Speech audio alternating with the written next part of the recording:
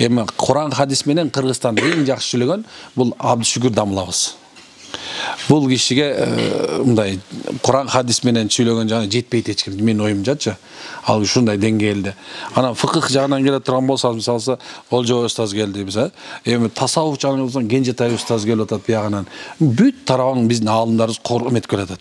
Анан биз өз аалым болбогон себебинен орточо эле да, ортосунда жүрө берейин. Ушу чоң каймактардын ортосунда мындай кичинекей бир эме көөгү болсом да разымын мен, машаллах. Ошондой ошон үчүн түшүндүрүп бербек деп тартабыз. Демек, бул жерде айта турган нерсе. Мен дайым айтайын деген нерсе мен фыкыхка да киргизишпейм, акыйдасына да киргизишпейм. Экөөнө тең киргизишпейм. Бирок ошол нерсенин түшүнүгүм бар деп эсептейм. Бирок бизге негизинде мисалы ыймандуу адамга эмне керек дегенде, ыймандуу адам кандай болуш керек деген сөздү сүйлөгөн жакшы көрөм да. Анткени ушул туура деп эметем. Анткени качан усул бар мындай. Сулук деп коет го, илми сулук. Илми сулуктан бул адеп ахлак илими болуп эсептелет. Биздин мусулманчылыгыбыздын негизги мындай ыймандуунун ыймандуу экенин белгиси. Мисалы алса Пайгамбар ыймандын 70тен ашкан бутагы бар дейт. Уяттуулук анын эң керектүү шактарынын бирөөсү деп атпайбы? Дегени Пайгамбар мисалы алса Алланын акысы, Пайгамбардын акысы, чынын 10 түрлүү акы бар да, милдетибиз бар, 10 түрлүү. Мисалы Алланын алдында милдетибиз бар, Пайгамбардын милдети, Курандын алдында милдетибиз бар, сахабалардын алдында милдетибиз бар, ушун бөлүнүп кете берет. Эми ошонун ичинде эң мындай чоң нерсе бул адамдын акысына биз өзгөчө көңүл бурушубуз керек. Адам заты мына биз коомдукпуз деп айтабыз, коомдукпуз, баарыбыз тең, бирибиздин алдыбызда акыбыз бар. Эми кыямат күнүнө да айтып берейинчи, мына Аллахтын алдына барганда Алла Таала кечирет экен, Пайгамбардын жанына барса Пайгамбар өзү шапаат кылат экен. Карасаңыз, салих, такыва адамдар, аалымдар ошондон орунда эме кылат экен, кечирет экен да. Ошо кыяматта да ушундай болот экен да, өзгөчөлүгү ушул экен да. Аалымдар кыямат күнү барганда бирөөгө доо койбойт экен да. Эмне үчүн алим болгон сен анын шапааты өткөн. Мисалы ажылар дагы доо койбойт экен кыямат күнү барганда. Анткени 400 адамга шапаат кылышка мүмкүнчүлүк берет чоң ажыгачы. Кабыл мабрур болгон болсочу. Эми бирок эрди катын бири-бирине, баласы атасына ушундай чалмекей чалынат экен да. Ошондон качан биз эгерде Алланын акысын аткарып аткан болсок, намаз окуп, ширк кылбай, намаз окуп турабы? Пайгамбардын акысын аткарып, сүннөт кылып, Курандын акысын берип атабыз, күнүнө бир пара окуп турабы? Ушундай акысыдан. Эми бирок кыямат күнү барганда адамдардыкынан кутулуш оор болот экен да. Ошо себептен ошону үйрөнөлү, кантип адамдар менен мамиле кылабыз. Кантип биз кандай акыбыз бар, эмне кылышыбыз керектигин үйрөнсөк, машалла биз мындай негизги эмебизге жеткен болобуз, максатыбызга. Мисалы мына тиги бала менен, мисалы мен деле балам менен ал эгерде бирөө менен дос болуп аткан болсо, мындай карайм дагы, балам ошо менен дос болбочу дейм. Ал калп айтып койгон бала экен дейм, туурабы? Же болсо мисалы бирөө менен келинчегим качып аткан болсо, ал ушакчыраак, анын жанына эме кылбачы, барба деп. Карасаң, мен адамды мындай эмесин караган жокмун, ал сулуу, ал же болсо мындай бой узун деп айткан жокмун. Карасаң, эмне үчүн ал бой узун болуп, кыска болгондо болуп, мен анын сыпатын айттым ошонунчу, сыпатын айттым. Кандайсы? Калпычы, аны ушакчы деп. Байкатасыңарбы? Демек, ыймандуу адам, мисалы ал калп айтпайт, ал ушак айтпайт дегенде ошол ыймандуунун эмнеси болот экен? Белгиси болуп калат экен да, карайсызбы? Намаз окуп атканын, орозо тутуп атканын, амал кылып жүргөндүн мындай натыйжасын көрүп аткан болот экенбиз да. Ошон адамдын натыйжасы менен баалайбыз, туурабы? Ушундай экен. Демек карагыла. Абу Зар радиаллаху анху риваят кылат экен. Кала ли Наби саллаллаху алейхи ва саллям, Пайгамбар саллаллаху алейхи ва саллям ушундай бир күнү айтып аткан да. Ал киши ушундай айтты дейт, Абу Зар айтып аткан. Мага дейт Пайгамбар саллаллаху алейхи ва саллям мындай деди. Кичинекей жакшылык болсо да аны төмөн санаба. Кичинекей.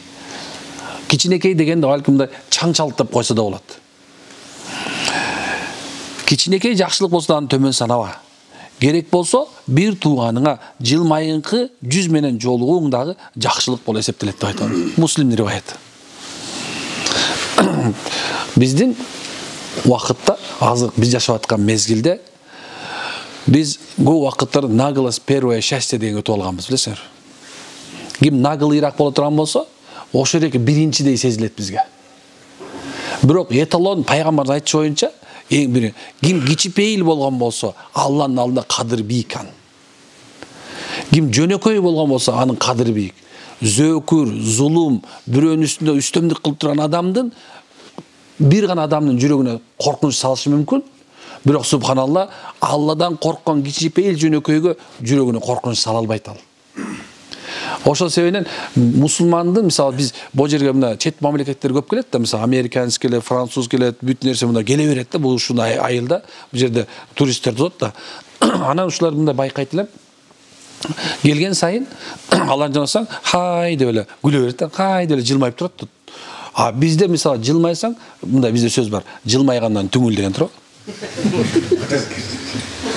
Тигилерде жылмайуу мындай этика, эстетик болот. Мындай элинин бир немеси болгон болсо, бизде болсо тескерисинен жылмайып, күлүп аткан, жалжаңдабай жөнөп турчу. Эмне эле окугансың? Сен чөтө болбой капсың. Сен акылың мындай, биз күлгөн адамга биз эме алабыз да. Биз аялдарыбызга да күлбөйбүз, балдарыбызга да күлбөйбүз. Анан тамашаласа келгендечи, биз ушунча деңгээлде тамашалайбыз, аны чукуп, чучугун чыгарып, жеп, анан кайра салып коесуң да.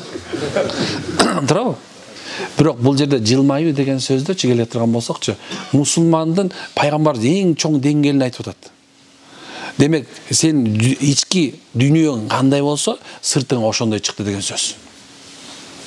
Адам ооруп тура турган болсо, аны жылмайтышы оор, туурабы? Карасаң, ооруп турган адам жылмайтышы оор. Бир үй бүлөлүк проблемасы турган адам жылмайтышы оор. Бир карызга батып турган адам жылмайтышы оор, туурабы? Бирок сен карызга баткан жоксуң, үй бүлөлүк проблемаң жок, биримең жок. Эми ошол адам жанына жакшы маанай тартуулай алсаң болот. Мен бир мультфильмди айтып берем. Баарыңар көрсөңөр болот.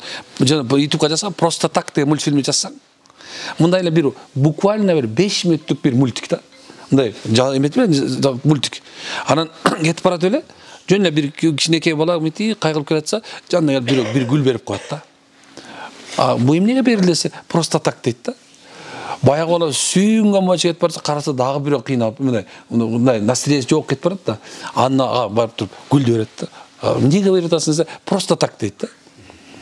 Биз негизи мындай жөн эле бир эч кандай бир мындай андан эч нерсе күтпөй эле адамдарга жакшылык кылсак болот экен. Мына пайгамбарыбыз айтат. Адамдарга жакшылык кылсаңар дейт да, ошонун кичинекейин да кичинекей деп санабагыла деп. Анын кичинекейин төмөнү жок. Керек болсо башка бирөөгө жылмайып коюуда деп атпайбы. Жылмайыш керек. Жылмайганды үйрөнөлү баарыбыздан. Кадимгидей баягыда мен мындай жылмайып күлүп мындай мамиле кылып атсам, бирөө мындай да, анан байке эмне болсом, сен кандай акың бар мага жылмайганга дейт. Анан субханалла, айбаке жөн отурчу мындай кабагым чырта, бирок күлкүм келет да, сен деген ушундай экен тууган. Биздин мындай жакшылыкты аябагыла, эң төмөнүндагы. Эгерде сен бул дүйнөдө жашап атасың, Кудай таласа мүмкүнчүлүк берди, ошо мүмкүнчүлүгүңдү жакшылык кылганга коротконду үйрөнүш керек. Бир кичинекей убакыт деле керек. Мына кичинекей мындай бир адамчы ушундай бир макулукпуз да биз. Мен дайыма айтам, бүгүн болсо эртең болсо өлөбүз. Чын бул дүйнөдө өлөбүз. Бактылуу жашагыбыз келет. Эми бактылуулуктунчу бир нерсеси сен мындай бетине жылмайып турушунан да. Адам эгерде бул дүйнө жылмайганды билбесе жада калсачы, кантип ал жүрөгү жылмаят. Билесиңер, бул дүйнө кандай жашасаң, ошондой өлөсүң деп эртең мен айттым, байкадыңарбы? Эгерде сен бул дүйнөдө эч бир жаман нерсе болсо кейбестен, мен кечинде бир ушундай бир жакшы нерсе айтты, мен бир эмедин көңүлүн катуу оорутуп коюптурмун. Көңүлүн катуу оорутуп турмун да, анан кийин субханалла ушул нерсе мен өзүм оюмда деле жок чында. Анткени кээ бирде мен ар кандай суроону берип отура берем да. Мындай айтам, тигиндей айтам, кээ бирин урушуп салам. Анан ошол мага айтат кечинде, сиз мени ушинтип урушуп салгансыз дейт. Анан сурап мен унутуп калыптырмын. Ошондо сурап, эмне үчүн мени уруштуңуз деп. Мен эстей элбей койдум такыр. Анан айтатам, билбейм десем. Ошо менден уруш жедиңиз, ыйлаган боюнча бардыңыз, эмне кылдыңыз десем, мен биринчи жолукканыма сизди мактадым деп атпайбы. Биринчи жолукканыма сизди мактадым дейт.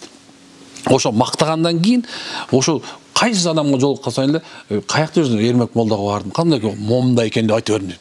Бирөөнө да сиздин кемчилик айткан жокмун дейт. Ошентип отуруп субханалла, ушунча эме болуп калды, акырында мага ушундай жакын адам болуп калыптыр адамчы. Көрсө, биз ушундай экенбиз да, бир адамдан бир жаманчылык, кичинекей эле бир нерсе көрө турган болсокчу, биз ошонун аркасынан чукуп, ошону жамандап, аркасынан мону саячы болгон жаман көнгөнбүз да. Ошол сыпатчы, аны өлүп баратканда да ошол калып калат экен адамдачы. Аны ошо менен Азраил келгендечи, сен бирөөнү кек сактап калгансың, бирөөнү өлтүргүң келип турат, бирөөнү ушундай бир жаман көрөсүң, ошондон бир өч алгың келип турат да. Эми Азраил келгендечи, ошол жан эмне кылат экен да, адам денесинен чыгыш оор болот экен да. Ошо себептен бул дүйнөдө жүрөктөр тазалардынчы керек болсо өлүмү да жеңил болот экен. Чын жүрөгү таза, бирөөнү кек сактабаган, бирөөнү кечире билген, мына жылмая билген адамдынчы өлүмү да жылмай болот экен да. Анткени ал бактылуу өттү да бул дүйнө, туурабы? Зачем бактысыз болуп, бирөөгө өч алам деп, бирөө менен кырылышып, аны менен жамандашып, туурабы? Эмне кылалы? Пайгамбардын сүннөтү жылмаюу.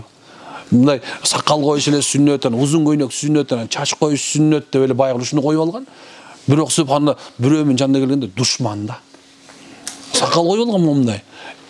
Бул жерде сапка турат, бирөө сопу, бирөө адеп башатынан, бирөө дагы бир жамааттан, аны төртөө туруп Аллаху акбар деп намаз окуйт. Намаз окуп туруп эле, аны намаздан кийин чыккандан кийин астагфирулла деп бири-бирин жактырып алат го.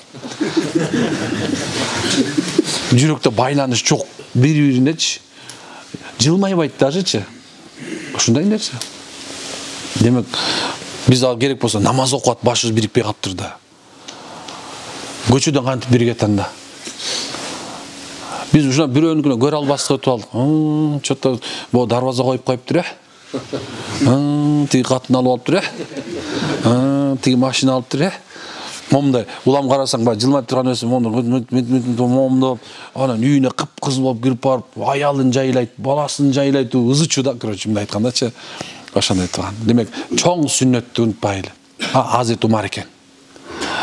Ушундай бир сахабалардын жыйынында отуруп, анан Азат Умар айтат экен.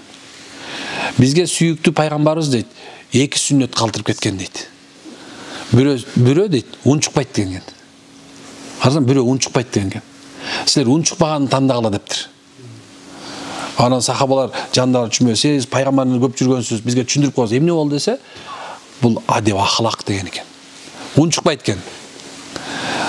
Ал унчукпайт экен, ал сенин денеңде болот экен. Турган турпатың, сүйлөгөн сөзүң, жылмайганың, мына адамдардычы топтоо менен бейишке эришип кетип калат. Чын айтам. Ошон үчүн биз дагы иншалла эмнени тандайлы? Унчукпаган сүннөтүн тандайлы. Унчукпайт. Келип алып, намаз оку, орзо тут, астагфирулла сен капырсың деп айтпайт. Пайгамбардын сүннөтү эмес бул. Пайгамбар саллаллаху алейхи вассалам, мына карасаң бир сахаба айтып атат. Намазда турган элем дейт. Чүчкүрдөгөндө мен альхамдулиллах десем дейт. Эч ким унчукпаган сахабалардын бирөөсү акырын мындай деди дейт. Бир чото мен жокто бир нерсе болгон окшойт деп ойлонуп калдым дейт. Намаз бүткөндөн кийин дейт, пайгамбар саллаллаху алейхи вассалам менин жаныма келди дейт. Менин жаныма келип. Ана мен урушкан жок дейт. Мени соккон жок дейт. Бирок эмкиден кийин намазда сүйлөштү Алла таала тыйды деп айтты дейт. Карасаң. Пайгамбар урушпаптыр аны. Биз болсо айтмакпыз, мисалы болсочу, телефон өчүп койсун. Кишинин бар намазын буздум деп отур. Сен намаз окуган эмес болчуң да. Эгер сен намаз окуп аткан болсоң, ал телефонду укмаган эмессиң. Чын айтам. Ушундай нерсе, ошон үчүн эмне экен пайгамбардын унчукпаган сүннөтүн тандага аракет кылалы. Жылмайып жүрөлү, машалла. Жылмай, жылуулук тартылаган үйрөнөлчү. Hareket kılavuz inşallah. Anda amin. Subhaneke hamdik. Aşkına anta astagfirullah.